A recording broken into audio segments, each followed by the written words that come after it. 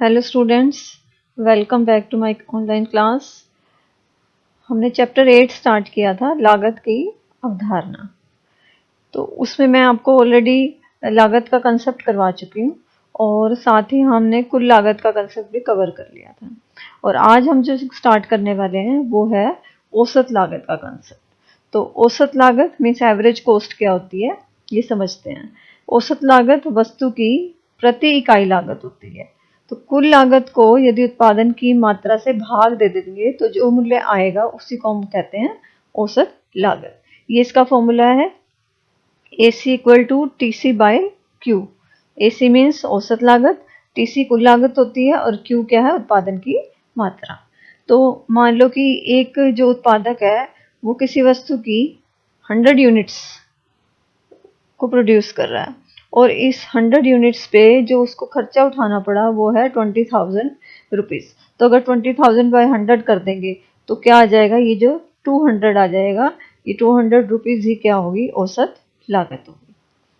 तो औसत लागत जो होती है अल्पकाल में दो तरह की होती है। ये स्थिर लागत मीन्स औसत स्थिर लागत और औसत परिवर्तनशील लागत का योग होती है। ये होती है AFC और ये है ABC, जो कि इस फॉर्मूला में शो किया गया है। तो लॉन्ग रन में मीन्स दीर्घकाल में तो औसत लागत हम ऐसे मापते हैं, लेकिन अगर अल्पकाल की बात कर रहे हैं तो ये फॉर्मूला भी अप्लाई करके हम औसत लागत को कैलकुलेट कर सकते हैं। अब हम इन दोनों को समझ लेते हैं ये क्या होती है। तो औसत बंदी लागत मीन्स AFC, इसको औसत स्थिर लागत भी कहते हैं। तो ये क्या होती है, ये प्रति इकाई बंदी लागत होती है। हाँ, और हम इसका अनुमान कैसे लगा सकते हैं, यदि हम कुल स्थिर लागत को उत्पादन की मात्रा से भाग दे देते हैं तो वो आ जाएगी औसत बंदी लागत। और औसत परिवर्तनशील लागत क्या होती है, औसत परिवर्तनशील लागत प्रति इकाई परिवर्तनशील लागत होगी।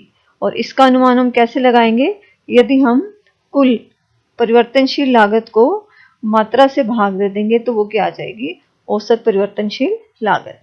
अभी हम ये तीनों चीजें जो हैं AC, AFC, ABC, इन तीनों को हम टेबल और डायग्राम से समझेंगे। नाउ सी स्टूडेंट्स, ये वही टेबल है जो मैंने आपको बनानी सिखाई थी, बस इसमें मैंने एक एक चीज़ और ऐड कर दी है। इसको कैलकुलेट करना मैं अभी आपको सिखा दूंगी। तो उत्पादन वही ले लिया हमने 0 से 8। बंधी लागत हमारी क्या थी, 10, वही मैंने यहाँ शो की हुई है। यही परिवर्तनशील लागत की वैल्यूज थी और इन दोनों का योग क्या था, कुल लागत। तो अब हमने सीखना क्या है, हमने एक तो औसत बंधी लागत, औसत परिवर्तनशील लागत और इन दोनों का जोड़ करके AFC प्लस ABC करके जो आती है वो क्या आ जाती है, AC। तो हमने ये तीन वैल्यूज कैलकुलेट करनी सीखनी है। अब अगर हमें बंधी लागत दी हुई है तो बंधी लागत के बेस पर औसत बंधी लागत हम कैलकुलेट कर सकते हैं। फॉर्मूला क्या है, TFC बटे में Q। तो ये हमारी TFC है, बंधी लागत है। FC और TFC एक ही बात है, तो इसकी वैल्यूज को इससे डिवाइड कर देंगे तो हमारे पास जो आ जाएगी वो आ जाएगी औसत बंधी लागत। शुरू में आप इसको ब्लैंक छोड़ देंगे क्योंकि 10/0 जो है वैल्यू कैलकुलेट नहीं हो सकती, इन्फिनिटी हो गया, तो इसको हमने डैश लगा दिया। उसके बाद 10/1 10 आ जाएगा, ये वैल्यू मैं यहाँ लिख देती हूँ। 10/2 5, 10/3 3.3 और नेक्स्ट आ जाएगी 2.5। ये आपको पता लग रहा होगा कि इसको मैं इससे भाग करके कैलकुलेट कर रही हूँ। अगली वैल्यू आ जाएगी 2, फिर आ जाएगा नेक्स्ट 1.7, नेक्स्ट वैल्यू आ जाएगी 1.4 और अगली वैल्यू क्या आ जाएगी 1.2। तो ये हमने सीख ली बंधी लागत, औसत बंधी लागत कैलकुलेट करना। अब परिवर्तनशील लागत दी हो तो जैसे हमने यहाँ पर इसको इससे भाग किए, ऐसे ही अब हम क्या करेंगे, इस परिवर्तनशील लागत को उत्पादन की इकाइयों से भाग कर देंगे तो हमारे पास आ जाएगा ABC। ये फॉर्मूला यहाँ लिखा हुआ है, कंफ्यूज होने की जरूरत नहीं है। तो यही फॉर्मूला मैं यहाँ अप्लाई कर रही हूँ। तो मीन्स हम किस पे कंसंट्रेट कर रहे हैं, इसको इससे भाग दे रहे हैं तो हमारे पास ये वैल्यूज आ जाएंगी। तो वैल्यूज क्या आ जाएंगी, इनिशियली 0 क्योंकि 0/0 0 हो गया, और स्टार्टिंग में मीन्स जब उत्पादन 1 इकाई का है तो 10/1 कर दिया मैंने। 18/2 9 आ गया, 24/3 8 आ गया। तो इस तरह से मैं इनको कैलकुलेट अब करती जा रही हूँ, तो ये मेरे पास वैल्यूज आती जाएंगी। 28/4 7 आ गया, फिर ये वैल्यू आ जाएगी 6.4, 6.3, 6.6, ठीक है। 46/7 कर दिया तो 6.6 आ गया। 62/8 किया तो ये हमारे पास आ जाएगा 7.7। तो ये हमारे पास आ गई औसत परिवर्तनशील लागत। औसत लागत निकालनी है तो हम क्या कर सकते हैं, या तो हम इनको और इनको ऐड कर दें, या फिर कुल लागत अगर हमें दी हुई है तो हम क्या करेंगे, कुल लागत को इससे भाग कर देंगे, तो वो हमारे पास क्या आ जाएगी, औसत लागत। इस पूरी टेबल को आपने एक बार खुद प्रैक्टिस करनी है। एक बार आपने प्रैक्टिस कर लिया, आपको फॉर्मूलाज लर्न हो जाएंगे, तो आपको कैलकुलेट करने में कोई प्रॉब्लम नहीं आएगी। आपको सिर्फ एक वैल्यू ध्यान रखनी है, वो है परिवर्तनशील लागत। ये तो सिंपल काउंटिंग है और ये वैल्यू हमने 10 ही ली है, तो इसमें कोई लर्न करने जैसा कुछ है नहीं। इसका बिहेवियर मैंने आपको समझा ही दिया था, तो इसके बेसिस पर इन दोनों को जोड़ के आप कुल लागत निकाल सकते हैं। आपके पास ये और ये वैल्यू है तो ये वाली और ये वाली वैल्यू कैलकुलेट करने में कोई प्रॉब्लम ही नहीं होनी चाहिए। तो अब औसत लागत कैसे कैलकुलेट करते हैं वो भी देख लेते हैं। तो स्टार्टिंग में जो औसत लागत है वो क्या आ जाएगी, वो आ जाएगी, यहाँ हम लगा देंगे डैश, क्योंकि 10/0 फिर वही से इन्फिनिटी, या हम इस वैल्यू को कैलकुलेट नहीं करके ही नहीं शो कर रहे हैं, ब्लैंक लगा रहे हैं यहाँ पर, तो ये आ जाएगी कुल लागत। उसके बाद 20/1 आ गया, तो ये वैल्यू कुल लागत 20 है और ये 1 है, तो ये आ जाएगा 20। तो 28/2, ठीक है, तो ये है 14। ऐसे ही 34/3 कर देना हमने, तो ये आ जाएगा 1.3, तो ये आ जाएगा 11.3। ये हमारे पास आ गई। नेक्स्ट वैल्यू है 38/4, तो ये आ जाएगी 9.5। 42/5 ये आ जाएगा 8.4। समझ आ रहा होगा आपको कैसे कर रही हूँ मैं। अब 48/6 8 आ जाएगी वैल्यू। 56/7 8 आ जाएगी वैल्यू, और 72/8 ये आ जाएगी 9। तो हमने ये सब वैल्यू कैलकुलेट करनी सीख ली है।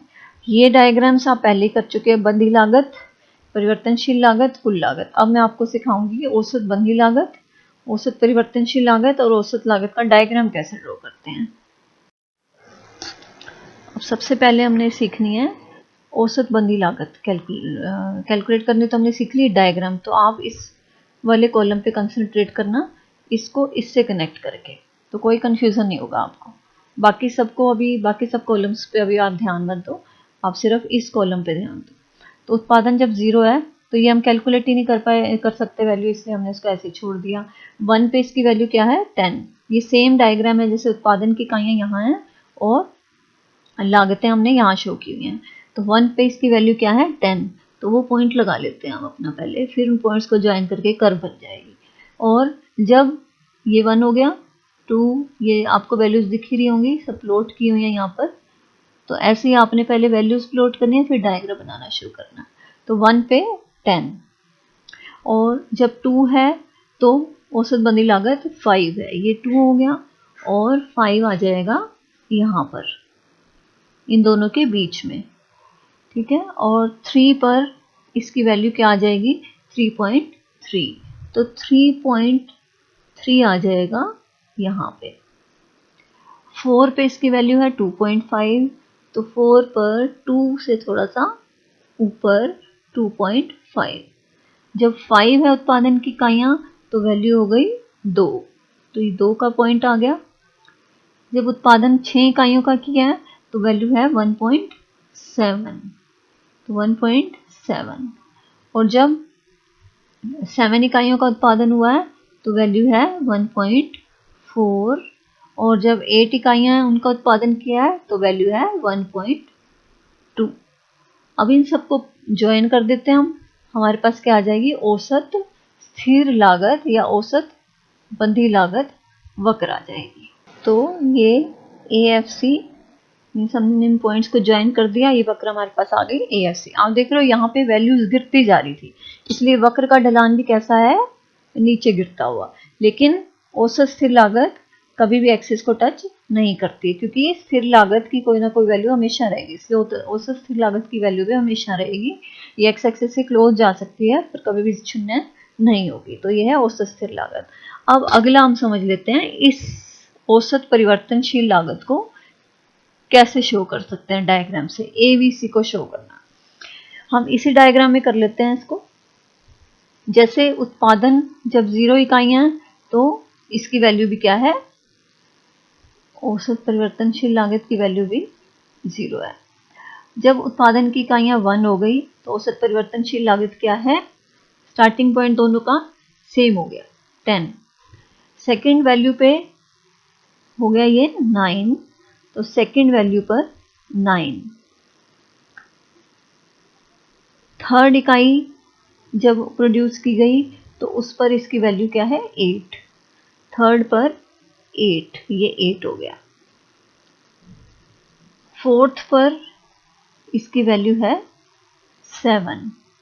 देख रहे हो आप, ये फोर्थ इकाई उत्पादित करने पर ये है 7, तो फोर्थ पर हम शो कर देंगे 7, ये है 7। इसी तरह फिफ्थ पर इसकी वैल्यू है 6.4, 6.4 है ये।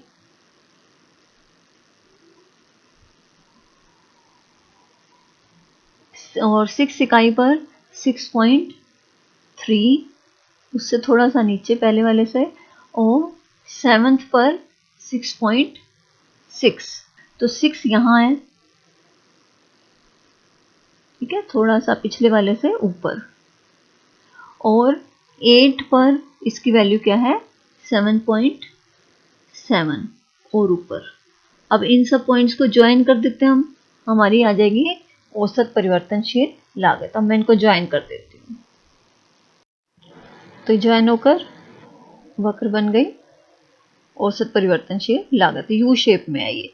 क्योंकि यहाँ देखो आप वैल्यूज गिर रही हैं, गिरने के बाद ये अपने मिनिमम पे पहुंच गई 6.3, 6 था, इस पर 6.3 जो हमने यहाँ शो किया।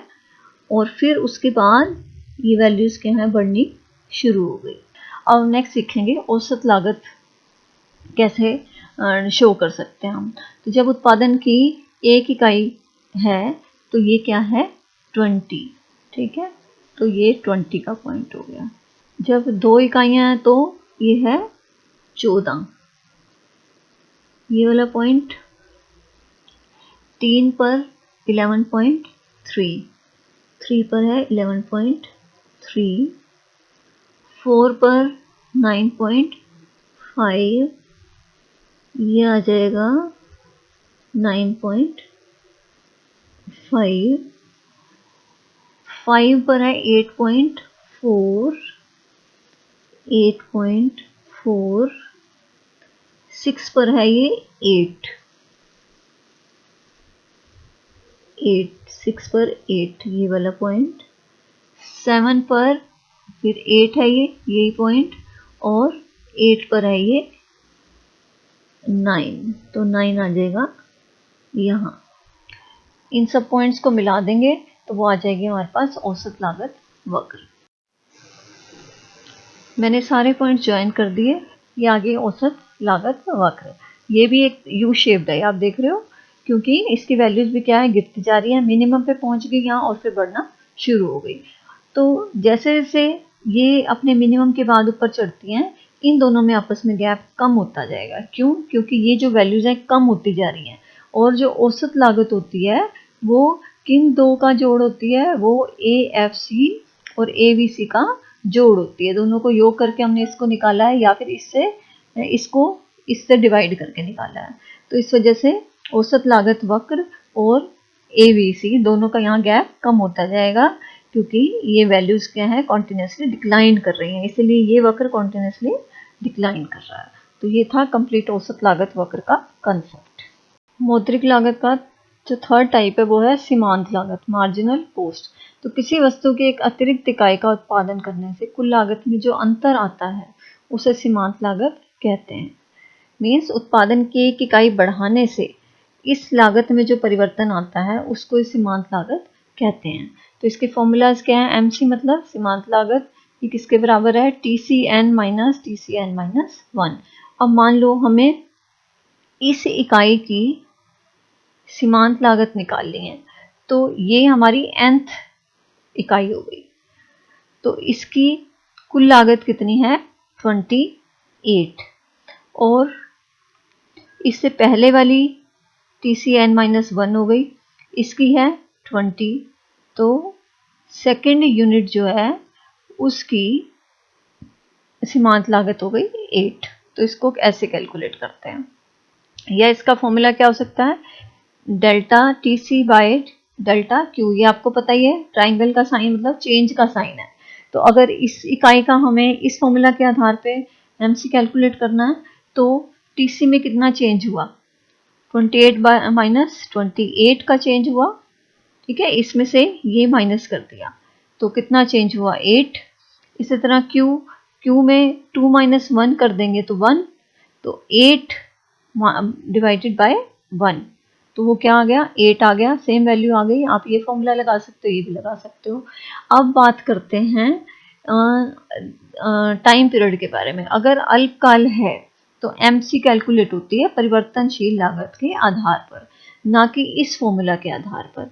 ये फॉर्मूला लॉन्ग रन में अप्लाई करना है, या जहां पर आपको कुल लागत के आधार पर MC कैलकुलेट करना हो तब आप ये फॉर्मूला लगाएंगे। लेकिन अगर आपको परिवर्तनशील लागत दी हुई है तो आप इसके आधार पर ही MC कैलकुलेट करेंगे। ये सेम टेबल है जो अब तक आप करते आए हो। अब यहाँ पर मैं आपको सिर्फ सीमांत लागत जो है उसको कैलकुलेट करना दिखा देती हूँ। ये सब वैल्यूज रुपए में है, हर बार आप मेंशन कर लेना जब भी टेबल बनाएं, रुपीज में ये वैल्यूज। तो सीमांत लागत कैसे कैलकुलेट होगी? अभी मैंने आपको बताया, जब आपको ये दी हो तो इसके बेसिस पर ही कैलकुलेट करना है।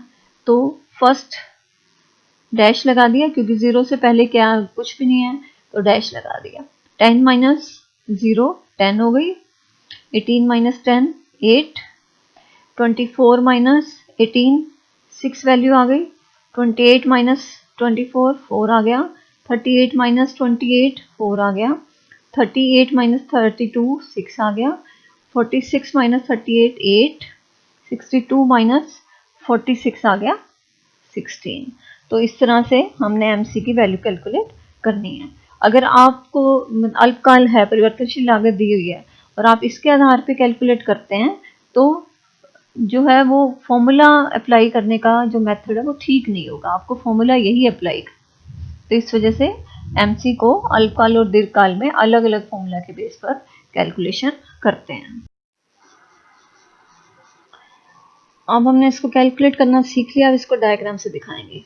वही सेम डायग्राम फिर से ले लिया। OX एक्सिस पर उत्पादन 0 to 8 शो कर दिया, और OY एक्सिस पे इस बार हमने सीमांत लागत दिखा दी।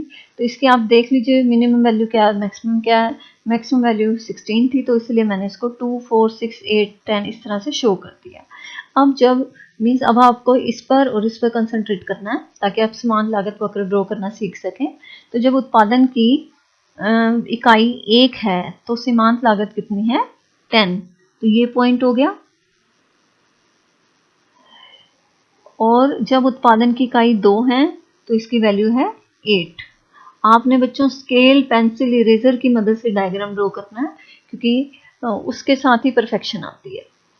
जब उत्पादन की 3 इकाइयां हैं तो वैल्यू है 6। फोर्थ पर 4, फिफ्थ पर भी 4, 6 पर 6, 7th पर 8 और 8 पर 16। तो आप देख रहे हो यू शेप आ गया इसका भी। इन सबको ज्वाइन कर देते हैं। ये जो वक्र बनेगा इसी को हम क्या कह रहे हैं? सीमांत लागत वक्र। ये यू शेप है, आपने देख ही लिया। क्यों है? क्योंकि इसकी वैल्यूज क्या हैं? पहले गिर रही हैं, मिनिमम पे पहुंची यहाँ पर, और फिर ये बढ़ना शुरू हो गई। तो उसी के अकॉर्डिंग MC वक्र क्या है? MC वक्र यू शेप होता है। तो बच्चों मैंने आपको एक बहुत सिंप्लीफाइड तरीके से सारी वैल्यूज़ को कैलकुलेट करना, ड्रॉ करना, उनके फॉर्मूलाज करना सिखाया है। तो उम्मीद है मुझे आपको ये कंसेप्ट क्लियर हुआ होगा। इसके बाकी के जो कॉन्सेप्ट्स हैं वो हम नेक्स्ट वीडियो में करेंगे। टिल दैट आप इस सब प्रैक्टिस करो जो भी मैंने आपको आज बताया है, ताकि आगे के कॉन्सेप्ट्स भी आपको क्लियर हो जाए।